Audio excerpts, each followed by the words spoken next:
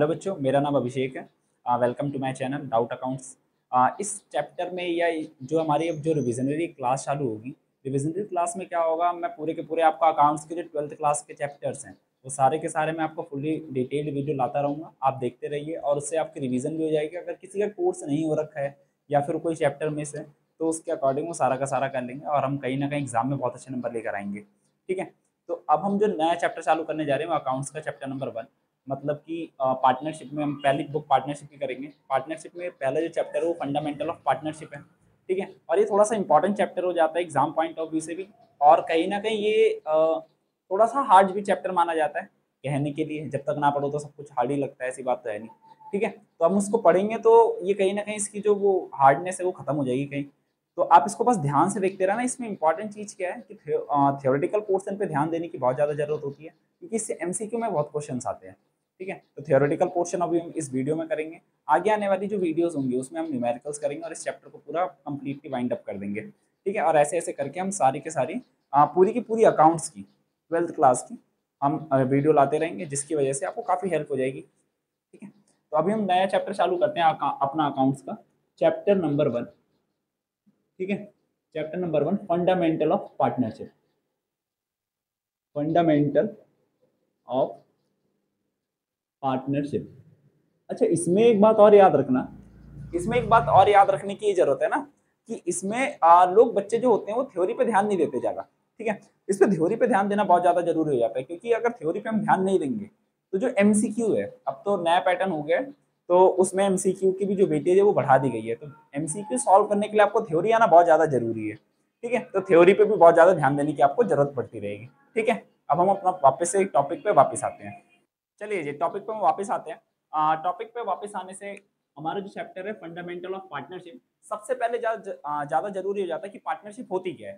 ठीक है, पहले पार्टनरशिप क्या होता है? पार्टनरशिप जहाँ पे दो या दो से ज़्यादा लोग रहते हैं, टू और मोर पर्सन। ठीक है, टू और मोर पर्सन मिलके अपना क्या करते हैं, बिजनेस चालू करते हैं, और इस बिजनेस का मोटिव क्या होता है, प्रॉफिट कमाना। ठीक है, याद रखना हम जो पार्टनरशिप एक्ट पढ़ रहे हैं, पार्टनरशिप एक्ट 1932, पार्टनरशिप एक्ट 1932। तो हम जो एक्ट पढ़ रहे हैं पार्टनरशिप 1932, उस एक्ट के अकॉर्डिंग पार्टनरशिप उसी को मानी जाएगी जहां पे हम बिजनेस कर रहे होंगे। ठीक है, सिर्फ उसी को पार्टनरशिप एक्ट में कंसीडर करा जाएगा। उसके अलावा जो भी चीजें होंगी उसको पार्टनरशिप एक्ट में, इस वाले पार्टनरशिप एक्ट 1932 में कंसीडर ही नहीं करते हैं। जैसे मान लो अब हस्बैंड एंड वाइफ है, वो भी तो कहीं ना कहीं देखा जाए तो आपस में एक दूसरे के पार्टनर हैं। ठीक है, लेकिन उसको क्या पार्टनरशिप एक्ट में रजिस्टर करा जाएगा? मतलब कि अगर उन दोनों की शादी हो गई तो उसको पार्टनरशिप एक्ट 1932 में रजिस्टर नहीं करेंगे। ठीक है, लेकिन अगर मान लो वही हस्बैंड एंड वाइफ दोनों ही क्या करते हैं, मिलके बिजनेस करते हैं, तो जब वो बिजनेस करेंगे उस बिजनेस को रजिस्टर कर लिया जाएगा पार्टनरशिप एक्ट 1932 में। ठीक है, तो अभी हम पार्टनरशिप की जो डेफिनेशन है वो आपको विजुअलाइज यहाँ पे भी हो जाएगा।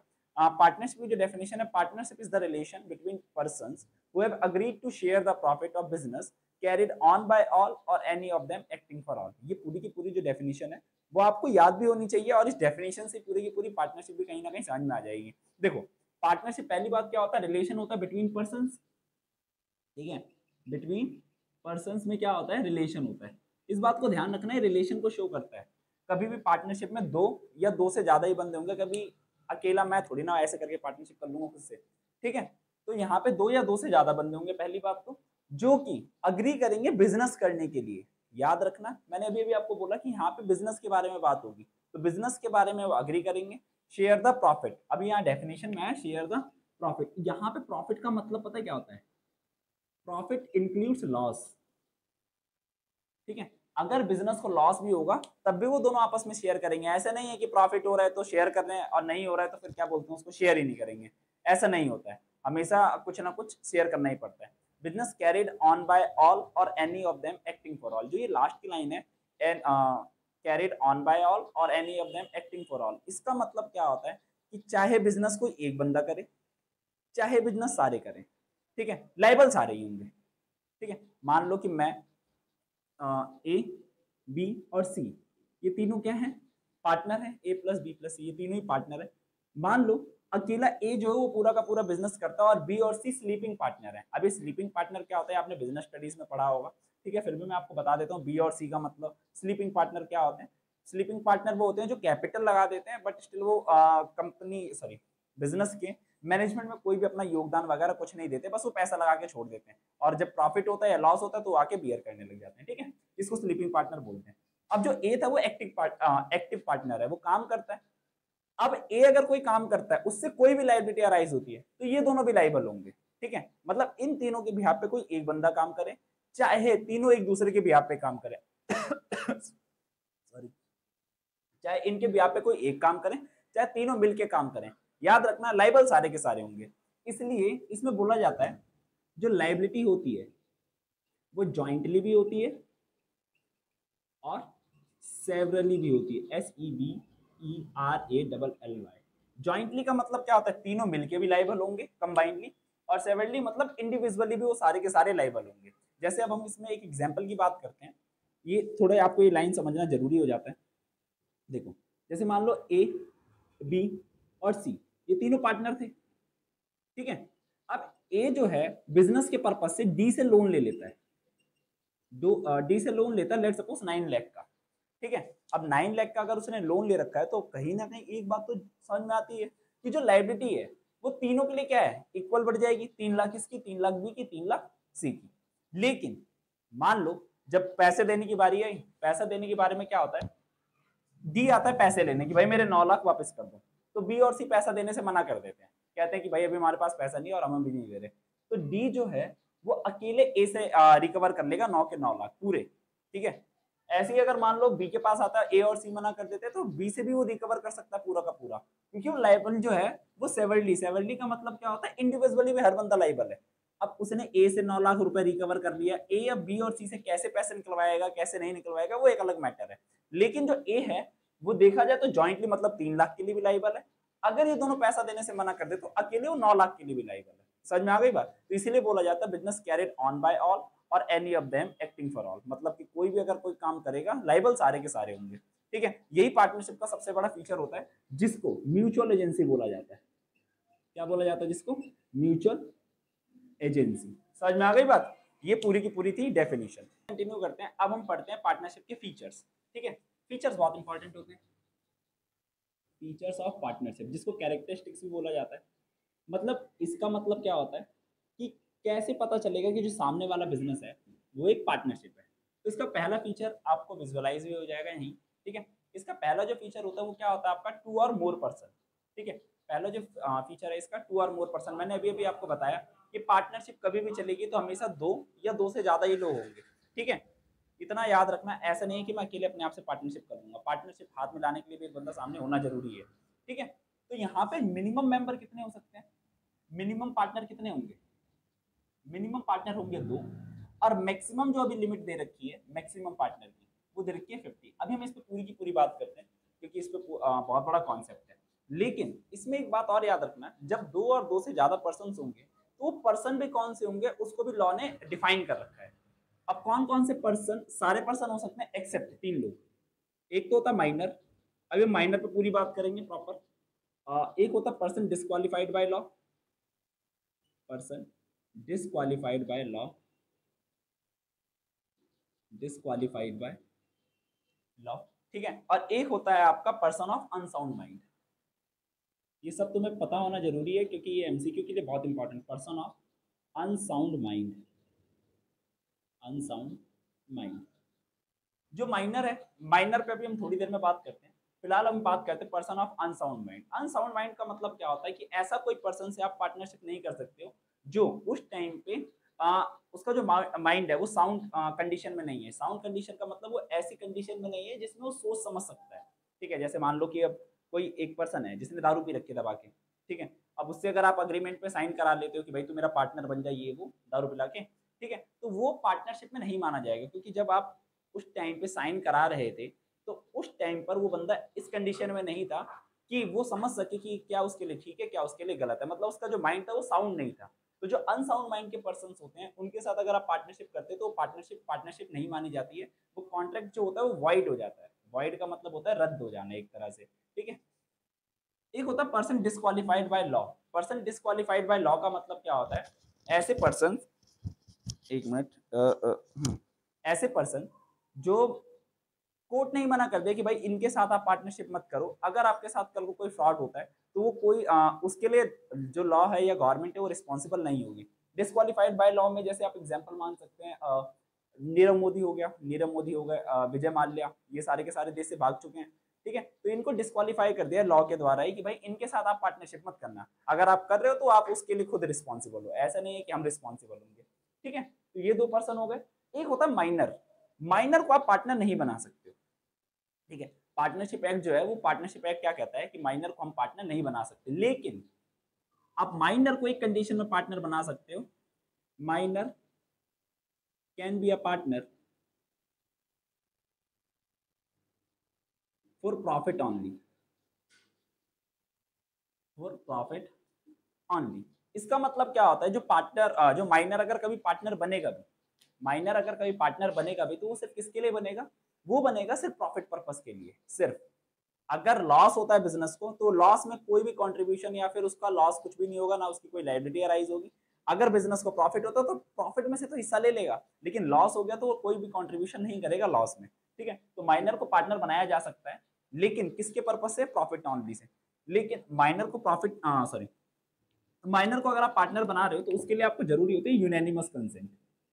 Unanimous spelling UNAN, unanimous consent. Unanimous consent को लोकल लैंग्वेज में बोलते हैं consent of all partner, consent of all partner. इसका मतलब क्या होता है कंसेंट ऑफ ऑल पार्टनर का, कि अगर आपको माइनर को पार्टनर बनाना है तो जितने भी पार्टनर इस टाइम पे प्रेजेंटली अवेलेबल है, अवेलेबल क्या मतलब जितने भी पार्टनर्स हैं सबकी कंसेंट लेना जरूरी हो जाती है। जैसे मान लो अभी हमने एग्जांपल दिया था ABC, ठीक है, तो ABC अब A चाहता है कि उसका जो बेटा है वो भी आ जाए पार्टनरशिप में, तो A की तो कंसेंट है, B और C दोनों की कंसेंट लेनी जरूरी है। अगर वो दोनों हाँ करेंगे तभी जाके जो A का बेटा है वही सिर्फ पार्टनर बन सकता है, अदरवाइज नहीं। ऐसा नहीं है कि A ने B से पूछा, B ने हाँ कर दी लेकिन C ने मना कर दिया। ठीक है, अब मेजोरिटी कहीं ना कहीं देखी जाए तो वो तो हाँ कर रही है, लेकिन तब भी वो पार्टनर नहीं माना जाएगा क्योंकि जो कंसेंट है वो सारे पार्टनर की नहीं है। ठीक है, तो यूनैनिमस कंसेंट याद रखना, इस बात को थोड़ा सा याद रखो। इसके अलावा अब क्या होता है, when partner become when minor become major, become MAJOR major. देखो माइनर क्या होता है, less than 18 years, less than 18 years जो क्या होता है आपका माइनर माना जाता है। और मेजर का मतलब क्या होता है, जब वो 18 ईयर्स का हो जाता है तो वो मेजर कहलाता है। तो इसके पास दो ऑप्शन होते हैं। अब जब वो 18 साल का हो गया तो इसके पास दो ऑप्शन है माइनर के पास, और ये बहुत इंपॉर्टेंट है MCQ के पॉइंट ऑफ व्यू से भी। ठीक है, अब उसके पास दो ऑप्शन है, क्या वो पार्टनर बन के पार्टनर बन के कंटिन्यूस रखेगा, कंटिन्यूस रखेगा, या फिर कंटिन्यूस नहीं रहेगा। दो ऑप्शन है उसके पास। समझ में आ गई बात। अब जो माइनर था मेजर हो गया, अब वो अगर वो कंटिन्यूसली अब वो कंटिन्यूटी नहीं रखना चाहता, मतलब वो पार्टनरशिप फॉर्म से निकलना चाहता है, तो उसके पास ऑप्शन क्या है, with in 6 month, with in 6 month, याद रखना विद इन 6 मंथ को, विद इन 6 मंथ उसे एक पब्लिक नोटिस देना पड़ेगा कि मैं अब इस फर्म का पार्टनर नहीं हूँ। ठीक है, और वो उठ के चला जाएगा अपना। समझ में आ गई बात, ये नॉर्मल सी बात है। विद इन 6 मंथ अगर वो पब्लिक नोटिस दे देता है कि भाई मैं यहाँ का पार्टनर नहीं हूँ, तो वो वहां का पार्टनर नहीं माना जाएगा, वो चला जाएगा वहां से, उसकी कोई लाइबिलिटी अराइज नहीं होगी। लेकिन अगर वो कंटिन्यूस रखता है, कंटिन्यूस रखने का मतलब क्या है, अगर विद इन 6 मंथ उसका कोई भी नोटिस नहीं आता है, विद इन 6 मंथ उसका कोई पब्लिक नोटिस नहीं आता है, या ये कह लो कि वो पब्लिक नोटिस दे के भी कह देता है कि हाँ भाई मैं पार्टनर बनने के लिए तैयार हूँ, तब भी वो क्या माना जाएगा, कंटिन्यूस माना जाएगा। लेकिन अगर वो कंटिन्यू रखता है पार्टनरशिप फर्म में, तो वो लाइबल तब से होगा जब से वो माइनर था, सॉरी जब से वो पार्टनर था, liable since when he became partner, when he became partner. मतलब कि वो बंदा लाइबल तब से हो जाएगा ना जब से वो पार्टनर बना था, ना कि तब से लाइबल माना जाएगा जब से वो मेजर हो रखा है। जैसे मैं आपको एग्जांपल देता हूँ, मान लो एक माइनर था, एमी नाम रखते हैं उसका। ठीक है, 3 पार्टनर ABC हमारे वापस से चालू। 1 अप्रैल 14 को, सॉरी 1 अप्रैल 2020 को ये क्या था, 14 ईयर्स का था और ये पार्टनरशिप में आ गया। ठीक है, 1 अप्रैल 2020 को हमने इसको एडमिट करा और ये 14 ईयर्स का था उस टाइम पे। ठीक है, मान लो 1 अप्रैल 2022 को एक लाइबिलिटी लोन लिया फर्म ने, लेट्स सपोज 20 लाख का, ठीक है, 20 लाख का लोन लिया, और ये 1 अप्रैल 2024 को क्या हो जाता है, 1 अप्रैल 2024 को ये क्या बन जाएगा, मेजर हो जाएगा, मतलब 18 ईयर्स कंप्लीट हो जाएंगे। 14 ईयर्स के 2020 में था तो 2024 में बट ऑब्वियस से 18 ईयर्स का हो जाएगा। तो देखो अब इसको विद इन 6 मंथ मतलब कि अक्टूबर तक, 1 अक्टूबर तक इसको ये बताना पड़ेगा कि ये भाई ये पार्टनर बन के कंटिन्यू रखना चाहता है कि नहीं रखना चाहता। नहीं रखना चाहेगा तो विद इन 6 मंथ वो क्या दे दे, पब्लिक नोटिस देते और चला जाए। लेकिन अगर इस 6 महीने के अंदर में कोई नोटिस नहीं आया है, ठीक है, तो इसको पार्टनर मान लिया जाएगा। अब देखो जैसे ये पार्टनर बन के कंटिन्यू रखा और 31 दिसंबर, हम एग्जांपल लेते हैं, 31 दिसंबर 2024 को एक और लोन लिया गया बाय द पार्टनर ₹30 लाख का, ठीक है, सबने मिलकर लोन लिया 30 लाख का। अब यहाँ पे एक चीज ध्यान रखना, जो एम था वो इसके लिए तो लाइबल है 30 लाख के लिए, क्योंकि अब तो मेजर हो गया, वो पार्टनर बन गया, तो बट ऑब्वियसली लाइबल तो रहेगा ही रहेगा। लेकिन जो एम है वो इसके लिए भी लाइबल हो जाएगा अगर वो पार्टनर बनने के लिए कंटिन्यू रखता है। तो मैंने अभी बोला ना कि अगर वो कंटिन्यू रहता है तो उस कंटिन्यूटी में वो लाइबल तब से माना जाएगा जब से वो पार्टनर बना था, ना कि तब से जब से वो मेजर हुआ है, ठीक है। तो वो इस 20 लाख के लिए भी लाइबल हो जाएगा जो उसके माइनर पीरियड में लिया गया था। हालांकि 2022 में वो 16 साल का था, देखा जाए तो उस टाइम पे भी माइनर था, बट स्टिल उसको तब भी लाइबल माना जाएगा अगर वो कंटिन्यू रखता है तो। समझ में आ गई बात। ये सबसे बड़ा फीचर था और सबसे इंपॉर्टेंट फीचर माइनर के ऊपर यही था, ठीक है। चलिए अब हम माइनर पे क्लियर हो गया। अब हम एक बात और करते हैं, मैक्सिमम पार्टनर और मिनिमम पार्टनर। पहली बात तो मिनिमम पर्सन कितने होने चाहिए, ये मैंने अभी अभी आपको लिख के दे दिया 2। और मैक्सिमम पार्टनर कितने हो सकते हैं, अभी फिलहाल हो सकते हैं 50, ठीक है। जो मैक्सिमम पार्टनर की लिमिट होती है वो कंपनीज एक्ट सेक्शन 464 में प्रेस्क्राइब करी गई है कि सेंट्रल गवर्नमेंट चाहे तो उस लिमिट को जो सेंट्रल गवर्नमेंट होती है वही मैक्सिमम पार्टनर की लिमिट को वो करती है, क्या बोलते हैं, प्रेस्क्राइब करती है। ऐसा नहीं है कि कोई और पार्टनरशिप एक्ट में 50% लिखे हुए हैं। तो 464 एक्ट के according, sorry partnership act 464 section के अकॉर्डिंग सेंट्रल गवर्नमेंट चाहे, सेंट्रल गवर्नमेंट चाहे तो इस 50 की लिमिट को बढ़ा के 100 तक कर सकती है, ठीक है। सेंट्रल गवर्नमेंट के हाथ में पावर है कि वो 100 तक कर सकती है, लेकिन अभी सेंट्रल गवर्नमेंट ने कितना प्रेस्क्राइब कर रखा है, 50%। तो मैक्सिमम पार्टनर कितने हो सकते हैं आपके, 50% ही हो सकते हैं, उससे ज्यादा नहीं हो सकते। उससे ज्यादा होते के साथ फिर आपको फॉर्म ऑफ बिजनेस चेंज करना पड़ जाएगा, ठीक है। तो ये सारा का सारा वो था, क्या बोलते हैं, पहला फीचर था, और जो ये बहुत इंपॉर्टेंट है, बाकी सब तो नॉर्मल है। जो सेकंड फीचर आपके सामने यहाँ पे लिख के आ रहा है, सेकंड फीचर जो है वो है अग्रीमेंट का, ठीक है। सेकंड फीचर क्या है आपका, अग्रीमेंट का। तो अग्रीमेंट जो होता है वो दो टाइप से हो सकता है, ऑरल अग्रीमेंट भी हो सकता है और रिटर्न अग्रीमेंट भी हो सकता है, ठीक है। अब देखो ऑरल अग्रीमेंट का मतलब क्या होता है कि हम 3 पार्टनर थे, ए बी सी तीनों पार्टनर थे, ये आपस में भी बता सकते हैं कि भाई मैं इतने प्रॉफिट लूंगा, तुम इतना प्रॉफिट लेना, ये ऐसे है वैसे है, सब कुछ अपना ऑरली भी कर सकते हैं। रिटर्न अग्रीमेंट का मतलब क्या होता है, पेपर पे लिख लिया है कि मैं इतना सैलरी लूंगा, उतना रेम्यूनरेशन लूंगा, उतना कमीशन लूंगा, प्रॉफिट शेयरिंग रेशियो ये होगा वो होगा, सब कुछ वो बता देंगे आपस में। इसको बोलते हैं रिटर्न अग्रीमेंट और ओरल अग्रीमेंट। इसमें एमसीक्यू क्या आता है, एमसीक्यू जो आता है वो ये कहता है, वो आपसे ना डायरेक्टली ये नहीं पूछेंगे कि अग्रीमेंट कैसे होते हैं, वो अग्रीमेंट ये वो पूछते हैं कि भाई जो क्या पार्टनरशिप फॉर्म करने के लिए रिटर्न अग्रीमेंट होना कंपलसरी है, तो ऐसा नहीं है, आप ऑरल अग्रीमेंट भी कर सकते हो, लेकिन कंफर्ट आगे रहे, आगे चल के कॉन्फ्लिक्शंस लड़ाई झगड़े ना हो, तो उसी चक्कर में आप क्या करो भाई, रिटर्न अग्रीमेंट कर लो तो ज्यादा कंफर्टेबल है। लेकिन ऐसा नहीं है कि अगर आपको पार्टनरशिप करनी है तो आपको हमेशा रिटर्न अग्रीमेंट ही होना चाहिए, आप ऑरल अग्रीमेंट के अकॉर्डिंग भी क्या कर सकते हो, पार्टनरशिप चला सकते हो। तो कोई कंपलसरी नहीं है कि रिटर्न अग्रीमेंट हो, हाँ कंफर्टेबल हो, आगे चल के कॉन्फ्लिक्शंस वगैरह ना हो, तो उसके चक्कर में क्या कर दिया जाए, रिटर्न अग्रीमेंट कर लिया जाए तो ज्यादा बेटर है। समझ में आ गई बात। लेकिन कभी भी क्या बोलते हैं, ऐसा नहीं है कि मैंडेटरी है। चलिए अब हम थर्ड पॉइंट पढ़ते हैं, लॉफुल बिजनेस। लॉफुल बिजनेस जो होता है, मतलब थर्ड फीचर यही है कि भाई अगर आप बिजनेस करें तो लॉफुल होना चाहिए।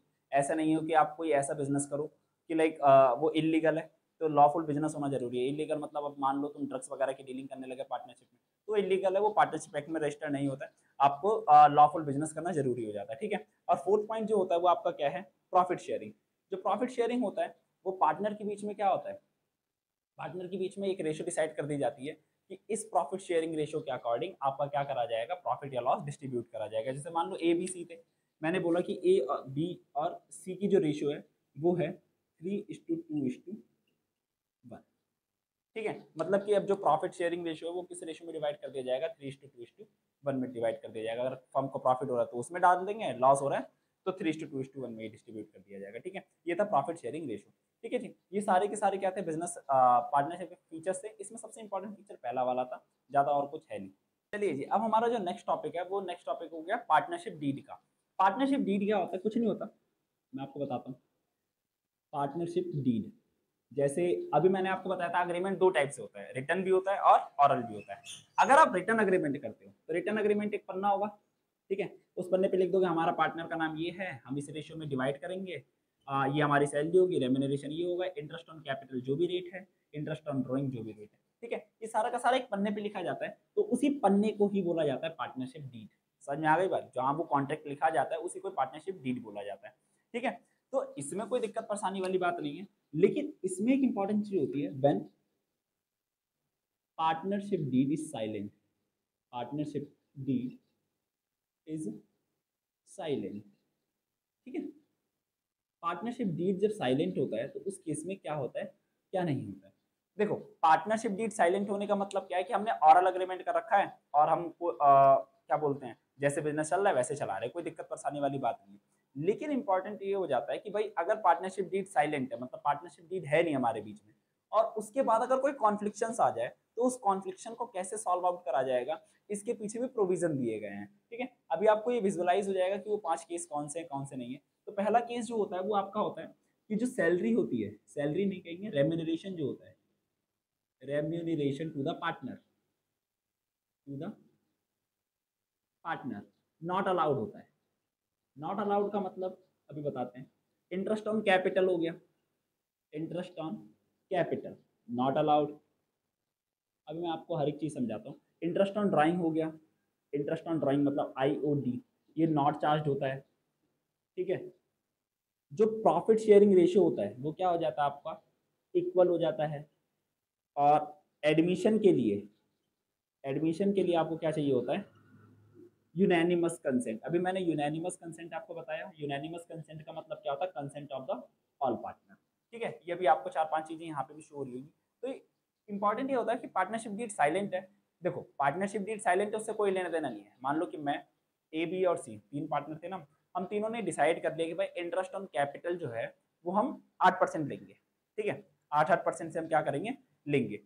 सब कुछ ठीक चल रहा है, कोई दिक्कत वाली बात नहीं है। मान लो बी को ये प्रॉब्लम हो जाती है, उसने कैपिटल ज्यादा लगा रखी है, A, B और C, मान लो बी ने कैपिटल जो है वो ज्यादा लगा रखी है। वो कहता है भाई उस टाइम पे हमने बोला कि 10% की इंटरेस्ट लगेगा, 10% से इंटरेस्ट लगेगा। A और C कहते नहीं भाई हमने 8% बोला था। फिर लड़ाई झगड़ा हो जाएगा, कॉन्फ्लिक्शन हो जाएंगी। कॉन्फ्लिक्शन होगा तो ये जाएंगे कोर्ट में। कोर्ट क्या कहेगा, भाई ना तेरी ना इसकी, एक काम करो, इंटरेस्ट ऑन कैपिटल मिलेगा ही नहीं, नॉट अलाउड हो जाएगा। ठीक है, तो जो इंटरेस्ट ऑन कैपिटल होता है वो क्या हो जाता है आपका, नॉट अलाउड हो जाएगा। क्लियर है पॉइंट? इस बात को ध्यान रखना। बात इंटरेस्ट ऑन ड्राइंग की बात करते हैं। देखो, एक चीज याद रखो कि कॉन्फ्लिक्शन हुई है तभी जाके ये सब लगा है। अगर कॉन्फ्लिक्शन ना हो और आपका ओरल अग्रीमेंट है, भाई ऑलरेडी हमने बोल रखा 8-8% है, तो सीधी सी बात है, कोई दिक्कत परेशानी वाली बात ही नहीं है। फिर आप 8% देते रहो। लेकिन कॉन्फ्लिक्शन होते के साथ ही जैसे ही आप कोर्ट में जाओगे तो कोर्ट यही फैसला सुनाएगा आपको। ठीक है, इंटरेस्ट ऑन ड्राइंग पे भी ऐसे होता है कि अगर इंटरेस्ट ऑन ड्राइंग, फिर कॉन्फ्लिक्शन आ गई, कॉन्फ्लिक्शन का मतलब लड़ाई झगड़ा हो गया। अब लड़ाई झगड़ा होता है तो फिर वो कह रहे हैं कि भाई हमने 8% बोला था, कोई कह रहा है 10% बोला है, गवर्नमेंट सॉरी कोर्ट के पास जाओगे तो इंटरेस्ट ऑन ड्राइंग पे वो क्या कह देगा, कोई चार्ज नहीं होगा, 0%। समझ में आ गई बात? रेम्यूनरेशन का मतलब होता है सैलरी हो गया, कमीशन हो गया, पार्टनर को जो सैलरी कमीशन दिया जाता है वो सारा का सारा रेम्यूनरेशन में आ जाता है। ठीक है, तो अब मान लो फिर ABC में वापस से कॉन्फ्लिक्शन हुई, C कहता है मुझे 50,000 की सैलरी चाहिए, हमने डिसाइड करा था, ये दोनों मना कर देते कि नहीं ऐसा नहीं हुआ था, फिर ये लड़ते हुए कोर्ट में जाएंगे, फिर कोर्ट वहां पे उठा के क्या कह देगा, नॉट अलाउड, रेम्यूनरेशन भी कुछ नहीं मिलेगा। PSR जो होता है, लेट सपोज पहले इन तीनों के बीच में जो रेशियो थी वो क्या थी, 3:2:1 थी। ठीक है, 3:2:1 थी। फिर ये B बोलने लग गया नहीं भाई 2:2:1 थी। अब ये दोनों, अब ये सारे आपस में लड़ने लग गए, तो ये गवर्नमेंट के पास, सॉरी कोर्ट के पास जाएंगे।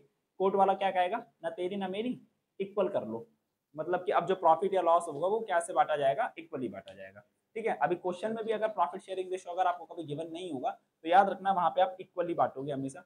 कभी भी क्या बोलते हैं, कभी भी आप किसी अपनी मर्जी से रेशियो अलाउ वो नहीं कर सकते, अज्यूम नहीं कर सकते। एडमिशन के लिए आपको यूनैनिमस कंसेंट चाहिए होगा। मतलब कि क्या होता है, मान लो कि ये बोला गया, जब हम ऑरल अग्रीमेंट कर रहे थे तो हमने ये बोला कि भाई अगर मेजोरिटी होगी तो पार्टनर को एडमिट कर लेंगे, अगर मेजोरिटी नहीं होगी तो हम एडमिट नहीं करेंगे। 3 में से अगर 2 ने हाँ कर दी है तो उस पार्टनर को एडमिट कर लिया जाएगा। मान लो कि सी मना कर रहा है कि भाई ऐसा कुछ नहीं हुआ था, मेरी भी कंसेंट लेना जरूरी है, ये वो, तो ये फिर से लड़ते हुए पहुंचेंगे। तो गवर्नमेंट कोर्ट क्या कहेगा, भाई एक काम करो, अगर सबकी कंसेंट है तभी तो तभी ऐड करना, अदरवाइज ऐड करने की जरूरत नहीं है। इसमें एक पॉइंट और रहता है आप ये आपका interest on partners loan, interest on partner loan. ये बात याद रखना है, जो पार्टनर लोन देता है अगर उस पार्टनरशिप डीड साइलेंट है तो वहां पे उसको कितना मिलेगा, एट 6% पर एनम के हिसाब से इंटरेस्ट मिलेगा।